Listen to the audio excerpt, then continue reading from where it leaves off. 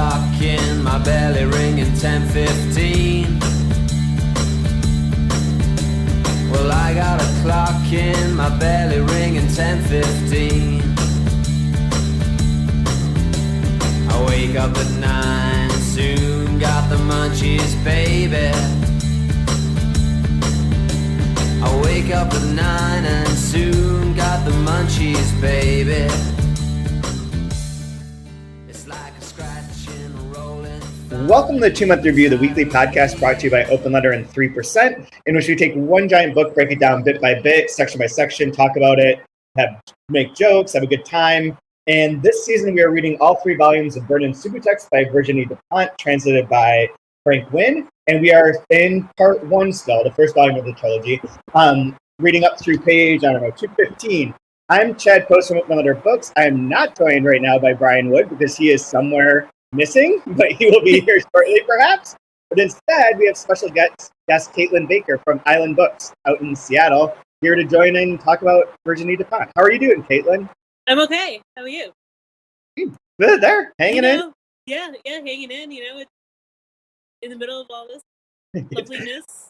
I only have 8 classes left to teach this semester. Oh, that's good. I've been counting down from 56, so 8 feels pretty good. Yeah, that's a much better number. Yeah, and I finally finished reading all the books for the world literature class. I finished the last one yesterday, so I feel like a huge relief. So far that part's good. But then it's about to be summertime, and I won't be able to do anything. So yeah. That's a bummer. How's the store doing? The store's doing great. I mean, it's weird that the whole thing is very surreal to me. That we're in the middle of a pandemic and everyone's wearing masks. But the store, First Island, is a very supportive community there. So we've been very lucky that the community is incredibly supportive and thankful we're there, and thankful for the booksellers. So that is great. But there's not the usual browsing going on in the bookstore. Yeah. Where people linger. Definitely more people coming in as people getting vaccinated. Mm-hmm. And I get my second shot tomorrow, so I'm very excited. Very cool. Yeah. You'll be fully charged up. Yes. Yep. So that's that's good. But I miss the browsers, the lingerers. It's hard. Yeah, I'm sure. I mean, it's been a tough year for all the bookstores. But you get to celebrate Independent Bookstore Day on Saturday. Yeah, I'll be on my couch. I've been giving the Other people will be celebrating. Yeah, I will be celebrating. But the store is, the owner's really great. She's wonderful and has given everyone, as they've gotten dose, the next day or 2 off. Oh yeah, that's true. Yeah. So good just call. in case. Just in case, yeah. Like, sleeping on the bus and winding up somewhere else. We have a question already from the viewers that ask what beer you're drinking with this book. Oh, it's noon here, and I woke up late. So right now I've got coffee. I've got in honor of last week, I have a little a can of rosé. There you go. So there's no beer right now. I don't know what beer as well, but I have my coffee and it's Raven. Raven. But this is from Raven Bookstore, and it's like one of my favorite mugs. I can't really show. I don't think they have them right now. A year ago, but it's a great mug. Nice. Good answer. Yeah. I have a question. So, how did you come to Virginie Dupont first? So the first book I read, I'd heard of her, but not read anything by her. And the first one I actually read was Pretty Things that Emma translated. I read for BTBA. And I can probably say this, it was my judgment pick. I thought I loved it, and I loved the grittiness of the story. I read it when I needed to really escape into something, and that was really perfect to escape into. At that time. But that was the first one I read. And there's a lot, of course, she's written a ton of books, and I have rarely read any.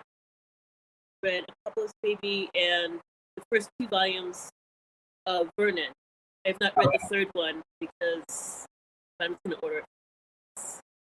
Because FSG is not sending hello, FSG. We're going to meet the poetry thing tonight, but I feel bad because Lauren at FSG was listening to one of the episodes. Or she emailed me. She's like, "Oh, I'm listening now," and I was like, "Oh, I'm sorry." Like every episode has had one thing of like, "Well, we didn't get the books," or like, "This didn't happen," or whatever. And FSG is fantastic. It's just obviously everyone's spread thin on everything, and it's hard to stay on top of. I can't stay on top of literally any part of my 5 jobs. Oh yeah, and right now, like asking publishers for galleys, even right now, it's still a little like, do you have those?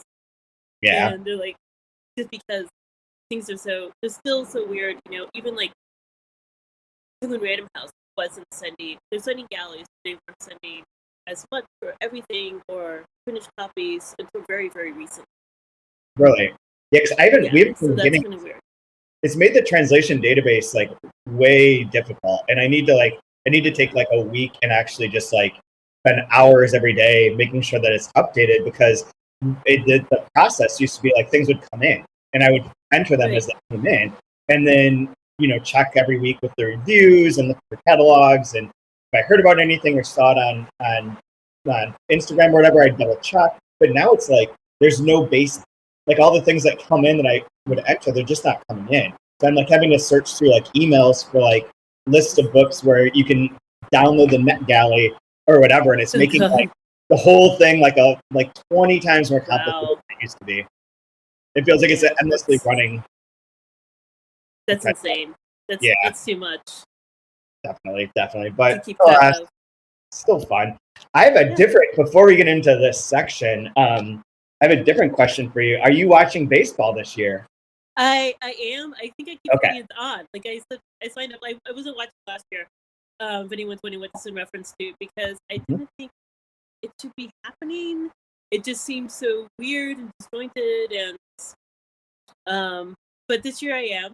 I watched a few games. I have a subscription to MLB.com, and I just keep forgetting it's there. And partially it's because I'm a fan of some East Coast teams. Yeah. And so the Phillies and Red Sox. And so by the time those games on here, they're over, which you can still watch them, which is fine.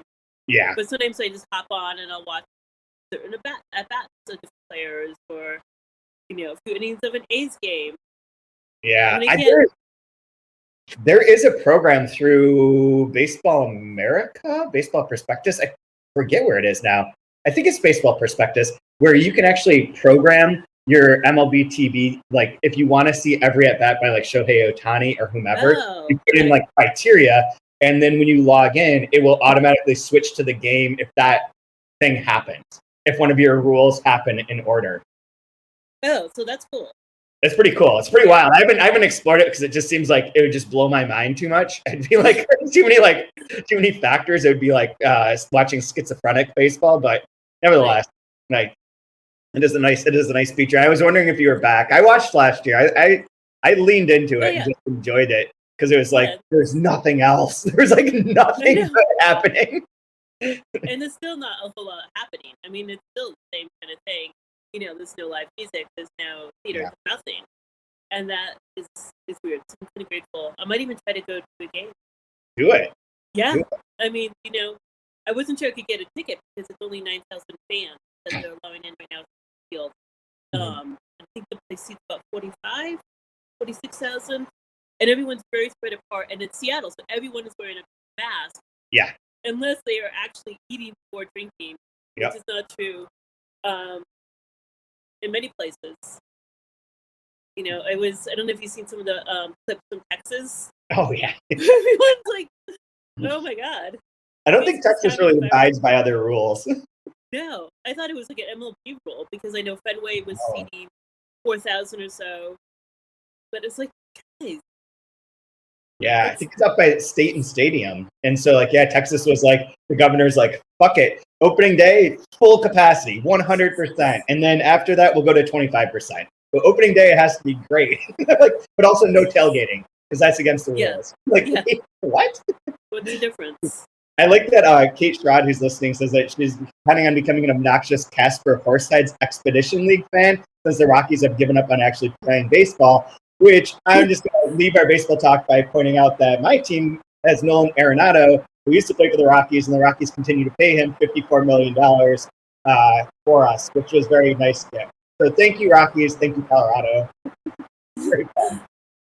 But anyways, we should not. Brian's not here to police this, but I'll bring myself I'm going too deep into baseball world. It will be a baseball podcast. Yeah, well, I mean, there's Dodgers tonight, man. I'm ready for that again. That is the best rivalry right now. Good. I'll go tune into that. That's what I probably will be doing on Independent Bookstore Day. Just watching all day.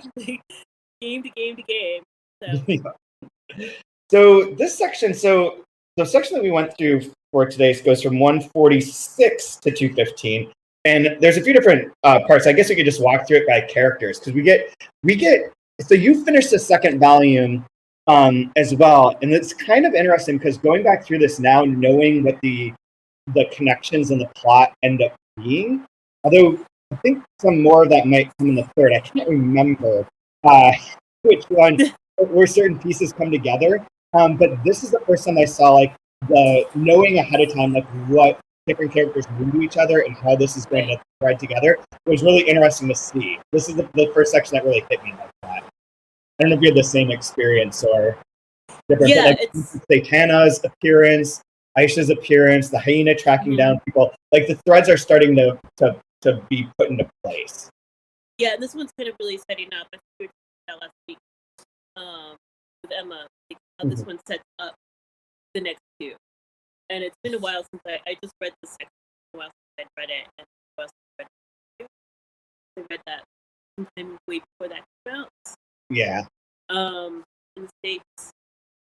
But I like how this one is setting things up, and I mean I won't get far ahead right now, but the way this one ends with the Hyena. Yep. Going to, and it's kind of just kind of ends like a little cliffhanger here. Mm-hmm. Because definitely a good breaking point. Yes. And we get lots of trans characters and porn stars. It's either one or the other in this case in most of the instances. So it opens with Pamela Kant, who is a former porn star, who lives with Daniel, who used to be Deborah. Yeah, that's right. It was Deborah. Right. And is now Daniel, and they live together and have like a little bit of a tension between the two of them. But for the most part, she recalls back to a bunch of stuff with her competition with what's her name? Vodka Satana. A little bit. Yeah. Their porn star kind of competition. And that Vodka Satana is referenced in here as having a fling with Alex Bleach, which is going to become more important later. As well. But we'll leave that there for now. What did you think about this section? It seems like it's setting things up for a little bit later. It's setting up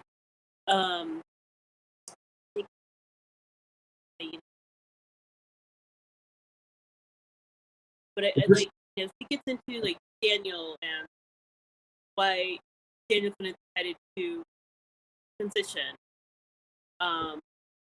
Like I've done everything else with my body, and it just seems I like her characters are very real. I mean, they're very gritty, but it's sort of the ballet of people that I would come across. Yeah. Yeah. Yeah. Pamela's the character that seems most to me like out of Pretty Thing. As if I forget what the main character's name is in Pretty Things now, but like as if she had like lived those experiences and those sometime later, or the sister that dies at the beginning, it's like a version of that character in some ways, but a little bit older, a little bit more out of the business and able to like take a more philosophical view of everything. Although she's still like, I think it's funny that she still goes to the porn sites to see if her videos are in the top most watched list. Which is very fun. But yeah, I'm reading. There's a lot of comments coming through here. Yeah, and Kate mentions too that Daniel is her favorite character because it's great to see acknowledgement that people don't just transition because of dysphoria, which I did think was interesting too. And that Daniel section is next, where Daniel talks about like having different bodies throughout life and all the different ways, and that this is finally like a different, like a new body as well. I do like the part where Pamela too is like, "You want to be a man? Like, why the fuck do you want to do that?" yeah, that's great. I think I underlined that. Oh yeah. Don't you realize how dumb men are, and you want people to think you're one of them? I mean, that's great. And then it's like it's that perfect sort of DuPont thing though too, where then on the next page it's like, well, you know, the big benefit is that like I get promoted now. Like I get jobs. I walk in and people pay attention to me, and like I get like get a better job. I would never have this in any other way. Like it's all the benefits about the maleness of it. And that's like a perfect DuPont sort of like cuts to the chase without really hammering it, like without being like too soapboxy, but very clear, like, yeah, that rings true and it feels true in this character, it feels true in like the moment, and that sucks. Yeah, I like how she shows that immediately, because Daniel gets a job or and then ends up running the show. Yeah. And as a woman, this would never have been, nobody would have thought that he was capable of it. Right. Which is so true. I mean, you go anywhere, most people think, they see a woman and they see a guy, that the guy is the one, that he's the manager in the place and not the woman. Right. Yep. And where I work, it's all women where I work. Oh, really? That's awesome. It just ended up that way. So the owner's woman. That's all of us. Cool. Yeah. So that's cool. So there's none of that, but I've watched that over the years. Oh God. Where there's a woman in charge, and people usually they go to the collar guy, which is always true. Oh yeah. Oh yeah. Which is kind of funny to watch. It's like, this might be a woman who's like 5'1" in charge, and they'll find the tall guy. He's the one in charge. Brian word here, because Brian is very tall. So if we're ever out together, people think he's in charge of everything. Of everything. They just pay attention to him. Well, I mean, the good thing is if he's tall, then he stands out of the bar. He's getting drinks. Yes, that's true. So, which is hard. I always have to like weasel through. Yeah. Use my smallness to like sneak through people. Which is good when you're small. You can do that and like kind of head up to the front of a show. Yeah. There was kind of like just easily way in, but I've always done. I forget what is John. Shoot, what's his last name? John. It's right there. Who used to be the buyer for NYU Bookstore in New York, obviously, and he played in various like global jazz bands and traveled all over the world playing music. And when we were at of all things, a BEA party for PGW and Consortium, and they had like a band, he's like, "You want to come to the front?" He's like, "Come with me. I'll show you how to do this." And he just like, he's not my size. He's like slightly bigger, but not like a big guy, but like normal size. And just like, woof, like a knife through butter, like straight to the front. And I was like, holy shit. Yeah. Like I couldn't even keep up. Like I was trying to like weave through, but I've been with him a few times since then. I've picked up on his techniques of like how to like slide your way through at a show. And there's a good advantage to be small and under everyone's foot. Yeah. The benefits of smallness. This section too does have the first reference where we find out that Aïcha is Satana's daughter. Which this is jumping ahead a bit, but to frame this section, so Pamela gets an email from Aïcha saying, "Did you know my mother?" And we find out later that Aïcha didn't know her mom at all and doesn't know who her mom was, and has just recently overheard a conversation with the Hyena and her dad referencing Pamela Kant, which leads her to find that her mom was Vodka Satana, who is no longer alive and is a former porn star as well, which is embarrassing, I think, to Aïcha, who is a very devout Muslim. Yeah, and very conservative too. Very conservative. It's and I don't know enough to know those again, but I think at the end of this section where he makes a statement about previous generations, like why would you rebel and that's Yeah. rebellion is maybe becoming this conservative, devout Muslim. Mm-hmm. It seems. This is an interesting section in that way. Like, it really is framed right. Like, I really only picked these out because they're about 70 pages, so everything sort of like works out as a nice pattern. But in this case, it's amazing that it opens with Pamela talking about Aïcha's email and that part, and then we end with Aïcha referring back to that, and we get the full story. Like, we don't have it at this moment in time. It's just like, oh, this woman kept sending me all these messages, and they're like, who is it? She's like, oh, it's Satana's daughter, Aïcha. Just turned 18.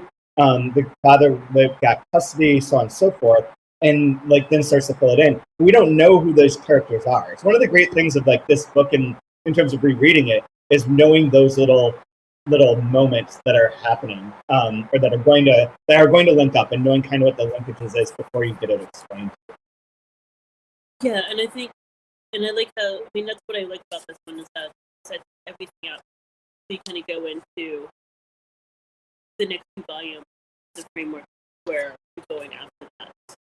And just to clarify, Pamela or Vodka Satana is dead because she killed herself, as mentioned on page 156, or at the very bottom. She never understood how a woman as beautiful as Satana could still be obsessed with them, but something must have gone wrong. She was very young when she killed herself. I don't remember why. I wonder. Yeah. Maybe that story will come out at some point in time. Yeah. That's a really terrible idea of foreshadowing. It's a very, very weighty way to point out that it's being foreshadowed. Anyways, with that, like the Pamela part sets that up. Pamela's an interesting character. Pamela runs throughout this, and it's fantastic. She's like one of my favorites. Yeah, he's definitely one of the more fascinating. Yeah. I have a question for you. How do you relate to the music references in this book? Oh, well, that's one of the reasons I was really into this series, was because it was music based. Because I really like reading fiction, that has sort of the music being running through it. Mm-hmm. There are times there's certain books I thought I had done with this, but I think I just kind of highlighted and underlined them. Dog-eared is made lists of music mentioned in the book. Yeah. Which is David books like a few years ago. I have like all the notes of every single music reference in it, which is a little crazy. And I haven't yet done it with these, but I think Kate, that's one of the listeners and commenters, is putting together a Spotify playlist of all the references too. Yeah. Which would be very fun. I saw that the one I mentioned, the one that jarred me right now is looking at it is when in Daniel's section on the first page it references Lydia Lunch, who has a Rochester connection. Oh, okay. That's sort of a perfect Daniel music connection too. I didn't know Lydia Lunch was Rochester. I forget exactly what it is, but one of the cooler bartenders that has been here, grew up here and lived here forever, and was like part of like a lot of the different scenes and all the different music things that have happened here referenced it once. And I forget exactly what it was. I'm gonna see. Yeah, so she was born here in Rochester and moved to New York at 16. So she grew up here, and I think that like her relatives still lived here for a time. He was telling me this story one night. It was like, it's weird sometimes how many people are related to Rochester, or like just have some strange connection to it, like that. Like I never would have guessed, but you're like, oh, okay. Yeah. Mm-hmm. Yes, I grew up in Schenectady, and it had that same little feel. People lived there and then got out when they could, or lived there for short, because Schenectady had to eat, so they lived there while they were to eat, like want to get that kind of thing. They're like, oh, Schenectady's not such.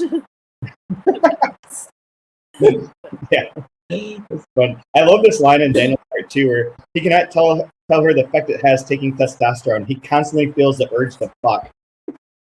Yeah. It's so funny.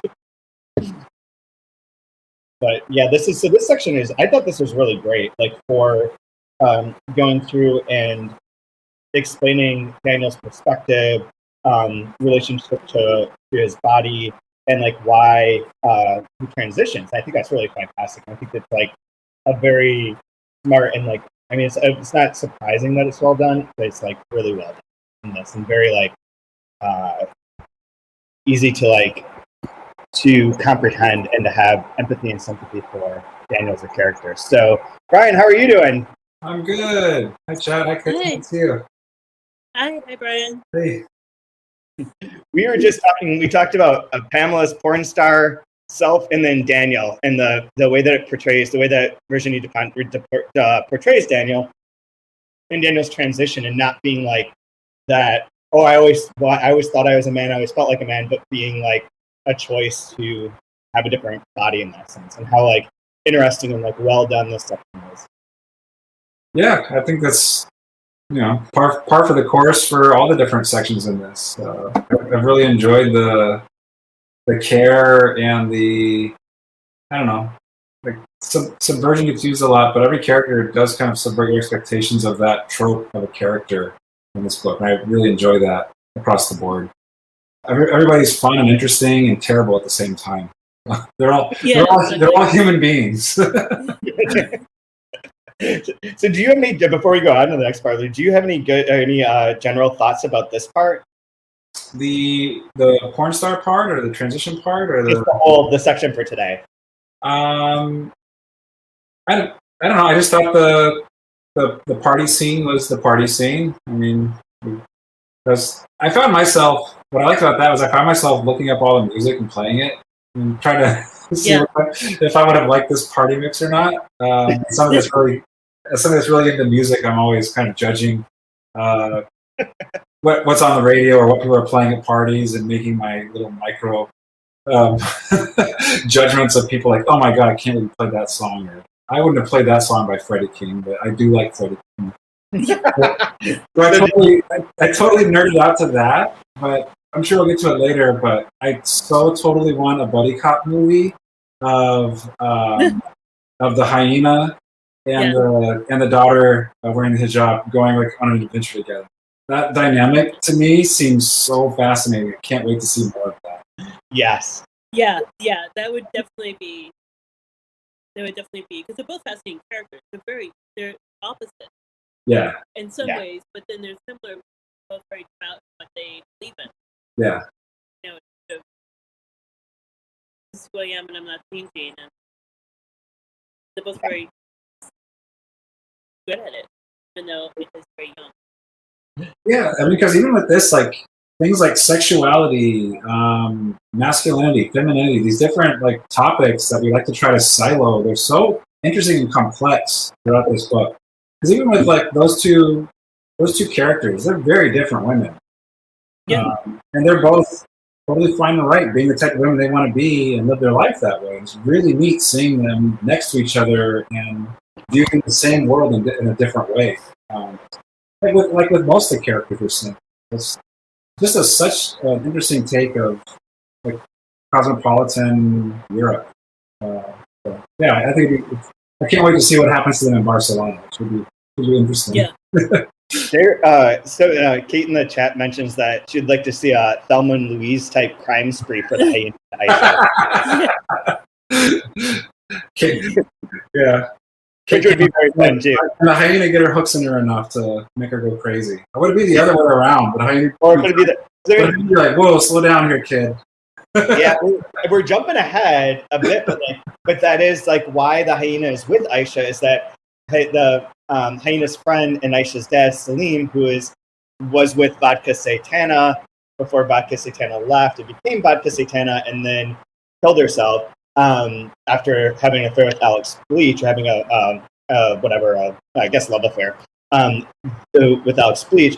That he's concerned about Aïcha because he thinks that she might be radicalized in some way because she's too serious and does her homework and like wears the veil and doesn't like do anything wrong and is like even though the line that stands out for me is towards the end where she says to the hyena like she's like, yeah, I know what my dad wants out of this, blah blah, and hyena's like, are you angry with him? And she's like, no, he's my father. I love him as I will never love another man. And it's just like straight cold that take, and that perspective can be something that's like make people uneasy or feel like, oh, maybe you are like under the sway of like this doctrine. And it's a really interesting dynamic because the hyena isn't under any doctrine, like or like anyone's thumb. So you're freaking out just because she wears the hijab? Is that it? No, she's obsessed with religion. It's better than being hooked on crack. I'm not so sure. Yeah, that's great. I love that line. So good. Going back to the party for a second, the did you like the music mix? Oh, it's great. Yeah, it's all. That is a huge foreshadowing thing too. Really? Okay. I just like how does DJing on your iPod Touch work or whatever? DJ iPod over here. Standing up there like tapping away. Yeah. With big headphones on that aren't connected to anything. Just exactly. Playing through like the Bluetooth speakers everywhere. You've got 2 iPods and a fader. That's really cool. Oh. That's amazing. So we do have some more comments in the section about the party. So why don't we just talk about the party for a second? So for the most part, the party ends up being the party because, and this is where this section as a whole, like the 70 pages that we read, works so well as like a episode because we get the fact that Vernon ends up in this apartment where Gail, I'm not sure if I'm pronouncing that right, but Gael is living with this very rich dude whose name I'm blanking out on now. It's like something. Kiko. What is it? Is it Kiko? Kiko. Kiko. And so she's living there, and she reaches out to Vernon when Vernon is with Lydia Bazooka, and is like, "Oh, you can come stay with me," blah blah blah. Which he does, and then he ends up being the DJ for that night, for that party, for Kiko's party. But the reason that Gael does that is because the hyena reached out to her to try and get her to get Vernon there so that the hyena can go talk to him. So all this stuff that like the plotted parts of it and like the little connections come up in the second part of our section that we read, but it's like it's kind of interesting that it does all frame that perfectly. Like we have the interaction between Aïcha and her dad that leads to her emailing Pamela, which happens in the first Pamela section. Like all of this goes in a very nice circle of like this web of connectivity. Which is like really, I mean, it does seem like the book feels at times like it is just going from one dot to another, like creating a web of like, here's another character's perspective and here's how they're connected to the group or like what their connection is to the other people. But it's interesting that like, it is more plotted than that. It is more carefully constructed than that, where like information beats get dropped. It's not just like, here happens to be these connections and we go. It just like, is very close to there is much more constructive, I think.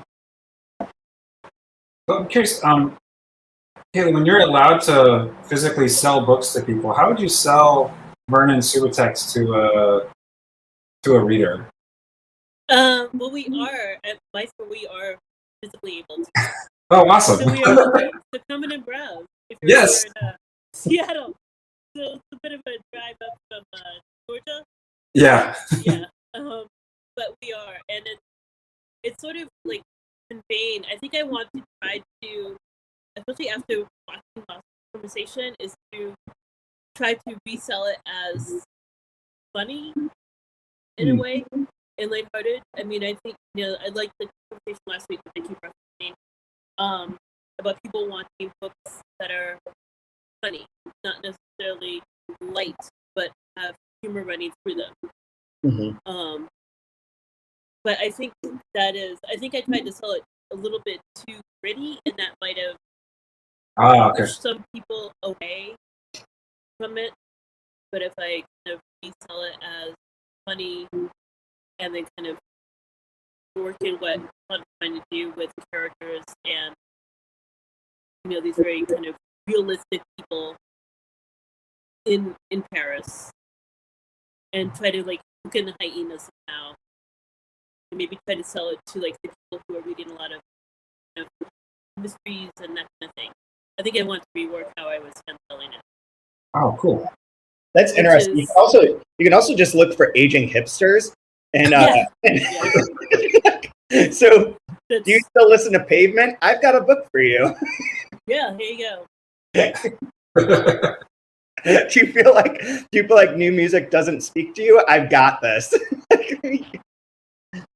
Yeah, and I think that, it would be cool to see, because we have KEXP here, radio station, which you want to stream what is going on in music now, from not just currently, but a lot of DJs will play older stuff and stuff around the world. But it'd be cool to like tie into these books to those shows. Yeah. Absolutely. The song that I had not heard at all that was in here this time is the one that Lydia's listening to when he comes in. That's on repeat. Were you guys familiar with this? Where is it? Kid Loco's "Here Come the Munchies." Oh. Oh, okay. No, I wasn't aware of that song. I wasn't either. It's kind of awesome. I'm using it for the song music for this week, and it's quite very awesome. It's an appropriate 420 song, which is not 420 anymore, but we're close. Yeah, close enough. We're within screen distance. Also, great comments in the chat about how 2 iPods and a fader is going to be Beck's next album. Podalay instead of Odelay. Yeah, that sounds great. And I'm also curious too with books. Is there other, like a lot of times you get if you like this book, you'll like this one as well. What were some comps you'd probably give for this first book, Vernon Subutex? For this one, I haven't thought of that. I mean, I could, reps do that. It's like, oh yeah, that's right on. Or no, you're doesn't.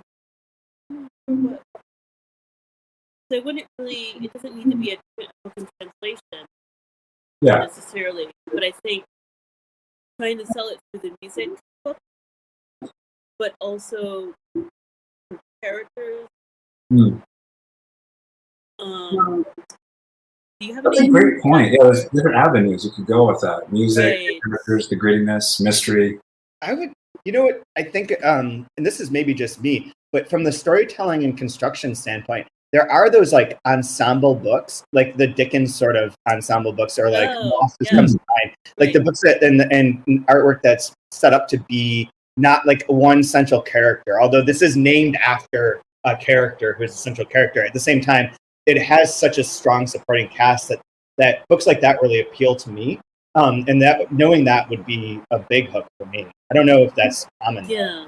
If that's a bad thing. Yeah, I think some people find it hard to keep track of all the characters when that happens. I think in this one it's easy because each chapter you get a different perspective on the characters. So you're not necessarily keeping track of the characters, but you're also getting the characters. You don't lose who they are. The one that I got screwed up on this week, because when I read these before, I mentioned this earlier, but I read them pretty spaced apart. And I was like, I don't really remember who's who. But the one that got me confused, and I almost thought it was a typo, and I don't actually know, is that at some point it references that he stole a computer from someone with an E in their name. Is it Elaine? Is that no? Hold on, find it. But I thought he stole it from Sylvie, and then I was like, wait, I'm confusing a couple people here. Let me see if I can find it. Sorry, this is like, Emily. He tried to calm her down by explaining that he couldn't very well call Emily and ask for the tapes without giving her back her laptop. And then the next scene is where Sylvie comes and is like to Lydia's apartment and is flipping out and like breaking everything because Vernon fucked her over by just leaving and never coming back. And then she's like, come to coffee. Okay, and then she's like you, and then he's like, I'll be over in a couple hours. She's like, motherfucker, like loses her shit again. Sylvie's awesome. He just runs. It's like, I guess I just run away now. And he's like, I can't find the building where Lydia Bazooka lived.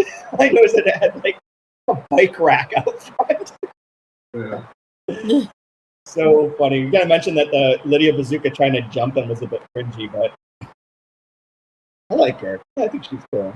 Yeah. Oh yeah. She's great. Let's see, there's another. So the party though. So getting to the party, also cringy because Kiko is fucking awful. Oh yeah. Kiko is like my favorite bad thing about him is that he tweets everything. Like as a good weird to mention that like Facebook is such an obsession in here, like the Facebook messages, like everyone reaching out through Facebook is referenced so many times.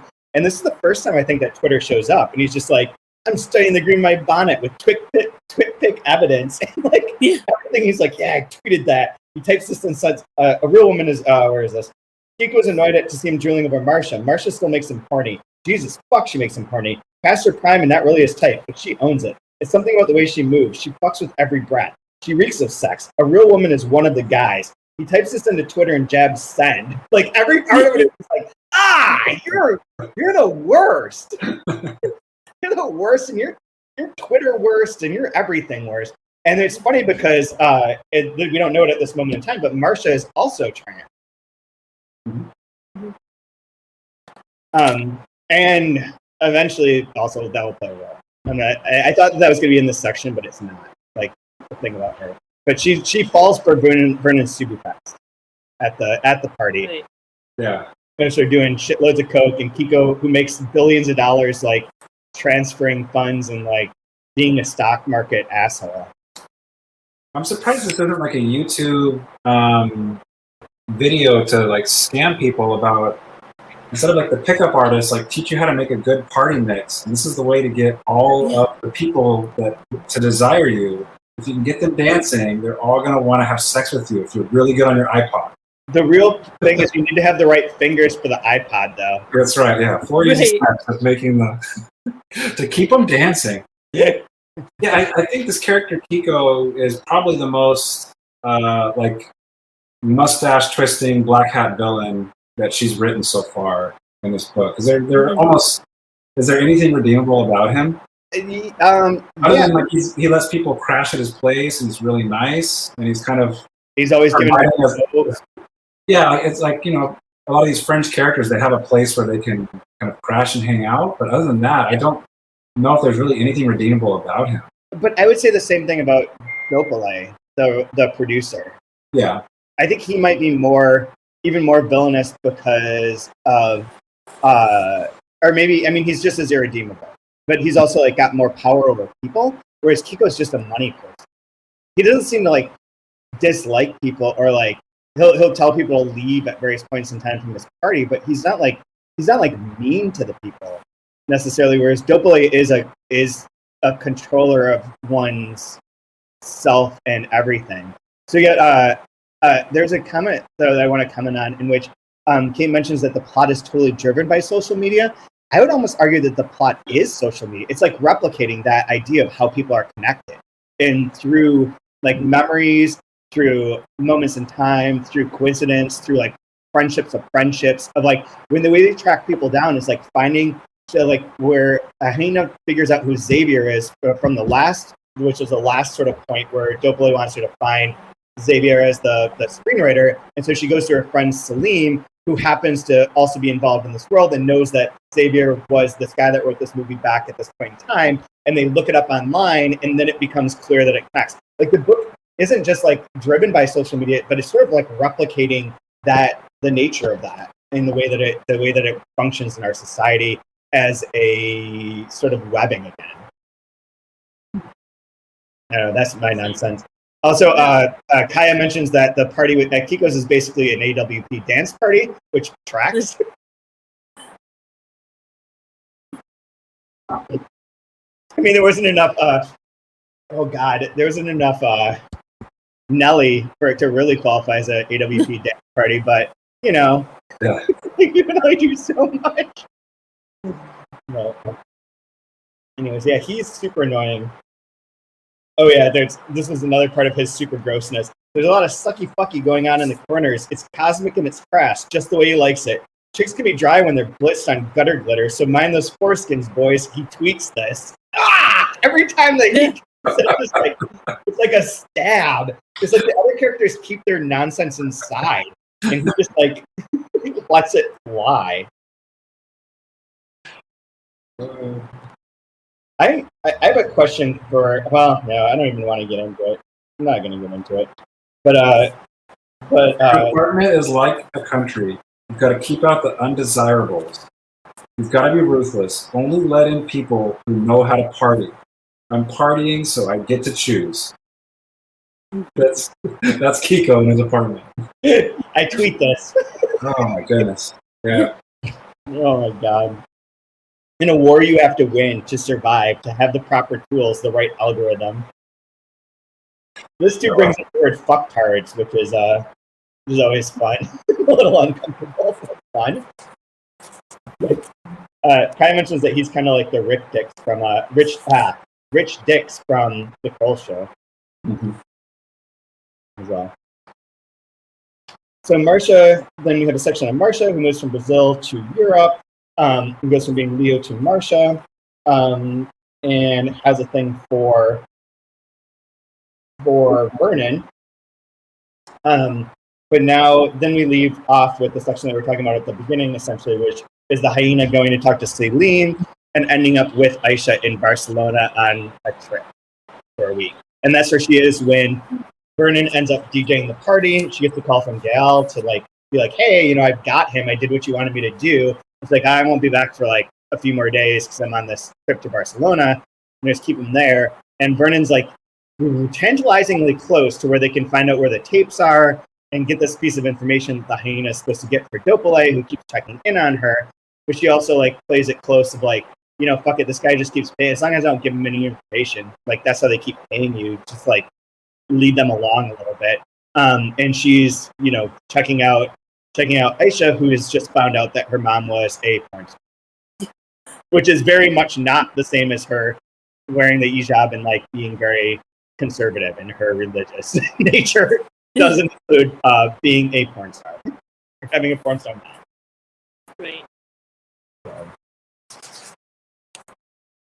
I don't know if there's anything else to sum up plot-wise, but are there other points that you really liked or characters that had unique elements to them in this section for either of you?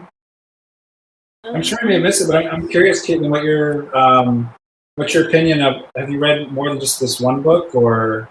I've read Pretty Things, the first one I read. Okay. And which I really liked, and I read it. You need to get that rosé going. Whoa! I read it at a time when I needed a distraction, and that really was a very good. Mentioned earlier, my judge's pick for PTA that year, and then went on to make our short list. I was like, yeah, this for me the time to. And then I read Public Baby. I have not read Kong Theory, but I've wanted to read, and that's one getting reissued this spring, so. And it's fake wind translation, I believe. Yeah, I think I might be wrong about this, but I think there's the translation that exists is a different translator. Okay. I might be wrong, but well, that would make sense that they would have him translate that. Who, speaking of Twitter, has the best Twitter handle, Killable Man. Yeah. Which I think, which is hysterical. Is really good. Yeah. King Kong Theory is spectacular. Yeah, I'm gonna have to get that very soon. There was a bit on page 197 where they talk about AIDS and that's at Paris. Yeah. Where I really liked, and I underlined it. Where no one really, because the people dying of AIDS and getting sick of AIDS were, gay people and the the whores and everyone else until the straights start getting sick.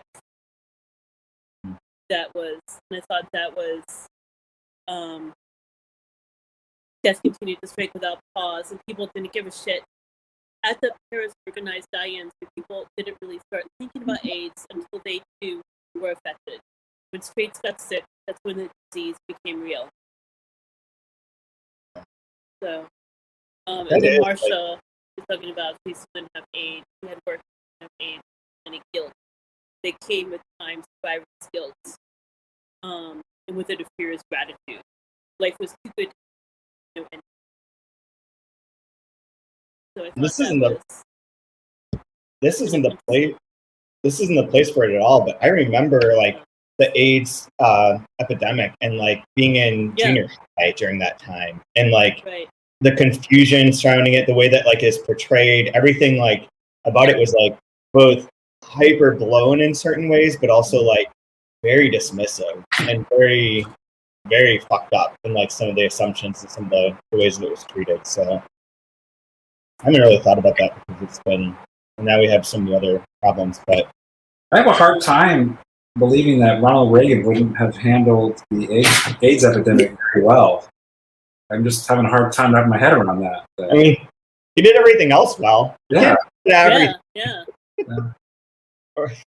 Wait. Yeah. No, I think I was just a little bit older. So I had my mother was, and I think I had to for because we had a New Times subscription, finding out about this disease that was just starting to kill mostly gay men at the time. Mm-hmm. And there was AIDS information all over our house. There were pamphlets, there was everything, because my mom was very progressive, like, this is going on, and the government doesn't give a fuck about people. Yeah. And we had a close, sort of a family friend who died of AIDS and had been very involved with that up. But it was almost like, and people didn't mention it. People always, you would read the obituary, especially in your time, and like that died of AIDS, because they never mentioned it. Mm-hmm. And then they would, there's a great film called Longtime Companions that's set in New York, about mostly gay men who were dying of AIDS at the time, and how everything is, their lives are just decimated in their friendships. But she touches on that here, and Martha's survivor's guilt, I think, was important. Yeah, absolutely. It's it. There's it reminds me tangentially of Mario Beattine's Beauty School. There's a book that's a very AIDS-influenced book that is heartbreaking and really emotional and really good if people haven't heard of or read that. I would check that out too. I remember too, like with AIDS representation, was Pablo on The Real World. The Real World. Yeah. And that being like a very like a watershed sort of moment for representation and talking about this in like a real way, or in like a personalized way. It's kind of, I mean, in a way, that's what makes this book so good too. We just read and I would highly recommend this book, but I just read for class that I taught this morning, His Master's Voice by Stanislaw Lem, which if you like Nabokov or Crying Lot 49, this book is for you. It is a satire of meaning, of a search for meaning among scientific folk in particular. And the basic setup is that they find this repeating pattern of these neutrino messages and assume that it's a message from a civilization and try and figure out what it means, or like how you would know what that one pompous perspective of like a scientist, a mathematician. But that book is like very detached in some ways and asking like these big philosophical questions, even though it's like all through this voice of this maniacal, like sort of off the rocker person, very Nabokovian sort of narrator. But that it still has this like grander thing. And one of the things I love about this is how specific and real it is. Like it is these real characters. It is wedded in character in a way that like Nabokov and other people do for point of view and for like filtering information. But in here, it's not so much filtering information. It's that there are all these different people. Like it's the opposite. Like it's rather than like the Platonic versus Aristotelian approaches to things, like where the Stanislaw Lem book is very Platonic and asking like, how would you know if this is a message that means anything or if it's just random? This book is like very specific in terms of here's a character who's had this experience with these things and this is their relationship to AIDS, to hairdressing, to being on the street, to relating to men and women. Like it's all very much within like the individual versus like a grander idea. And I really like that. I think that's why I find her books so compelling. Yeah, you're also seeing too the kind of the old guard running into the new guard. in a lot of these relationships as well. Like I really enjoyed earlier in the section when I believe someone was hooking up with a younger person and how like hardcore they are right out of the gate sexually because they grew up on porn. Yes. And they're like, how do you know how to do all this already? How are you okay with all this already? I had to like learn this stuff and it took me some time to get here. And it's like this new generation, holy cow. Like it's kind of like even think about this party where these people are coked out and having an orgy or whatever. There's somebody that's constructing the musical environment for it, right? Vernon is feeling the vibe of the place and he is creating that environment. Whereas this new generation, you just put it on Spotify and let the algorithm figure it out for you. And it usually sucks. And it's not a very like real, alive experience. And so I think it's kind of interesting.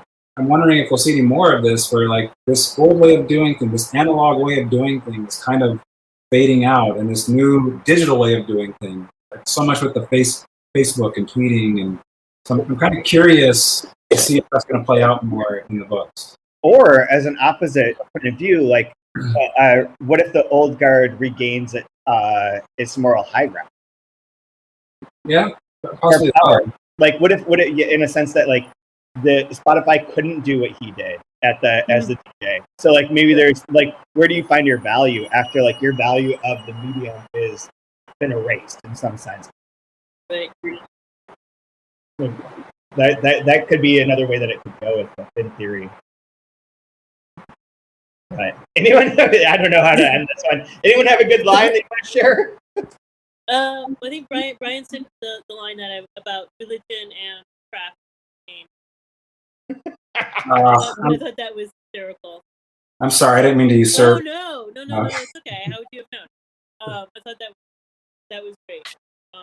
And there was others. I need to find one. Do you have a different one, Brian? While I'm looking, I didn't mark anything this time as my like go-to. Yeah, I think I had mostly like bits that I really liked. Yeah, and there's so many bits that I like. There's so many good, interesting little lines that characterize people. This is a great one to characterize Kiko and why he's so successful and makes so much money. Vernon is shit hot. Kiko yells, "DJ Revolver in the house!" He knows it's lame, but he doesn't give a shit. This is his place, and he'll trip how he likes. Like to have that confidence, just do what you want, and I'm gonna do it. I don't care. This is mine, and I'm gonna like assert myself. I'm not gonna take what the world gives me. I'm gonna make it what I want it to be. It's mine. That's why Kiko is so successful, and that's why because he is lame and doesn't care. He doesn't care about anyone. And it's a funny way of exemplifying that. I'm gonna make this. This episode is cocaine. We haven't. Yeah, the episode title is called Vodka Satana, which we haven't talked about, but is the crucial part of this. That Vodka Satana ties all these characters together. Like she is the one that links them. So porn makes the world go round. Yeah, she's the one that she is Aïcha's mother, is Salim's ex-wife. I don't remember if they're married or if they're partnered, whatever. Ex-partner. She is connected to Pamela. Pamela gets a message from Aïcha. Vodka Satana is connected to Alex Bleach. Vodka Satana has committed suicide. All of these parts, like she is the whole that like sort of like things wrap around. We have a comment from the thread from Kate that's like a line that made her vomit, which is, luckily he could rely on the deep-rooted misogyny of most of his acquaintances to chalk up her diatribes of garden variety hysteria. Which is talking about Sylvie getting pissed. Related to that, the part and related to Kiko's thing, here this is a bit longer, but this is so spot on, I think, for rich people. The cultural habits of the poor made Kiko want to puke. He imagines being reduced to such a life. Oversalted food, public transport, taking home less than €5,000 a month, and buying clothes in a shopping mall. Taking commercial flights and having to wait around an airport sitting on hard seats with nothing to drink, no newspapers, being treated like shit, and having to travel in steerage, being a second-class scumbag, knees jammed against your chin, neighbors' elbows digging into your ribs, screwing aging cellulite-riddled meat It's so gross. So gross. But anyway, any final comments? Anything you want to plug? I can do one little. I'm gonna plug some books.